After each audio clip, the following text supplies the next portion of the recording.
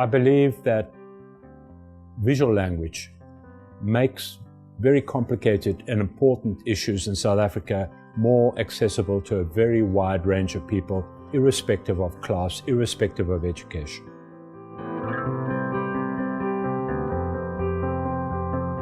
I think the artworks that have come out of the AFH portfolios projects have a positive impact, and across all boundaries, people look at them and they're like, we see what you're trying to say and we understand and we are with you. Even the kind of work that I do personally as an artist, it's not really just about art and aesthetics and the question of beauty, but also it's work that has a lot to do with transforming society in a meaningful way. And in that sense, I think I have a very soft spot for not just Art for Humanity, but other arts organizations that do that kind of work, work that situates art and art making in the context of what is happening in society as opposed to outside of what is happening in society.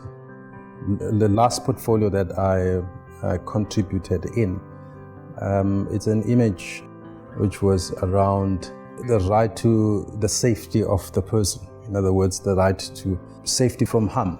And the image was basically an image of Feed the Babies offices. They have all this barbed wire around the complex, and it's an NGO. I mean, it's such a good illustration of the kind of insecurity that overwhelms South Africa today. It gives an opportunity for ordinary citizens not only to support, but also to support South African creativity, but also South African artists as a major institutional part of this country, which we don't have a tradition of that. Secondly, the purchase of that artwork is far larger than the purchase of just that artwork. It's the idea that those artworks represent and what AFH represents. The process of the school workshop is we start with a selection of an artwork and a poem from our collection that will then create a banner for the school. The banner is installed in the schools because we want a constant reminder in the school as for the importance of art and poetry. The aim is for the students who have been part of the school workshop to then tell their peers about what they learned in the workshop, and the conversation continues. The banner is meant to last to about 3 to 5 years in the school.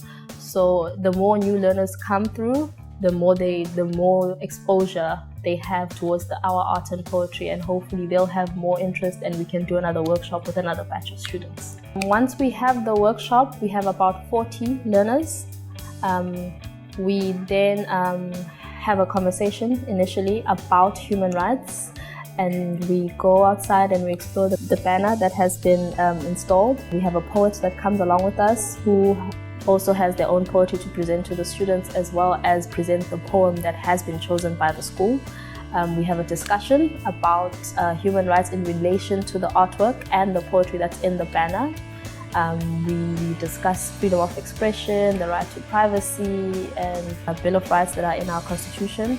And then once all that process is done and students have a clear understanding of how we relate the human rights to the artwork, we then give them an opportunity to create their own art and poetry.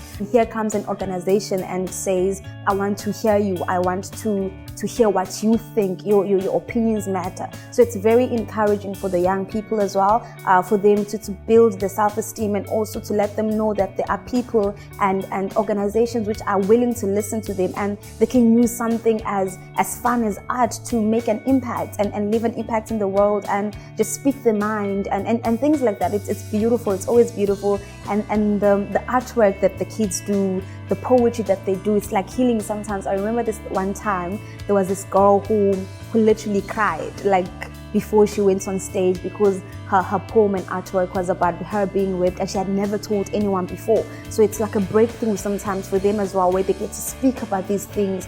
The youth is the future, there's no doubt about that. So when you encourage the youth to speak their minds out, to tell them to participate in the whole social just sphere in a manner, for them to voice their opinions, to know that their opinions matter, you're basically building a brighter future. If we look at the history of this country, change has been brought about by the instrumentation of non-governmental organizations. They played a cardinal role.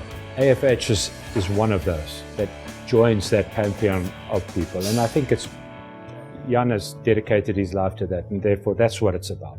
Him and the people that work for him are an important part of the estate of change and humanity in South Africa.